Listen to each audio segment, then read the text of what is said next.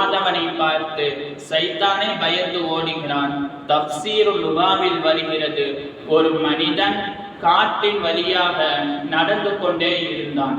அவனு கூட ஒரு சைத்தானும் நடந்து கொண்டே சென்று கொண்டே இருக்கும் பொழுது அவன் ஒரு நாள் முழுவதும் தொழுகையை மறந்துவிட்டு தூங்கிவிட்டான்.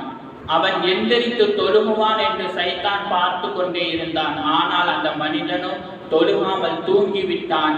அந்த சைத்தான் அந்த இடத்தை விட்டு ஓடிவிட்டான்.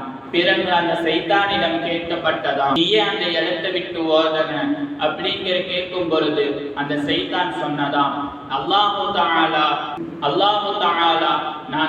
அல்லாஹ் சொன்ன ஒரே ஒரு சஜ்தா மட்டும் செய்யவில்லை. எனக்கே இந்த நிலைமை என்றால் அல்லாஹு தஆலா ஒரு நாளைக்கு எத்தனை முறை உங்களை சஜ்தா செய்ய சொல்லி உங்களுக்கு சஜ்தாவை கடமையாகி இருக்கிறான்.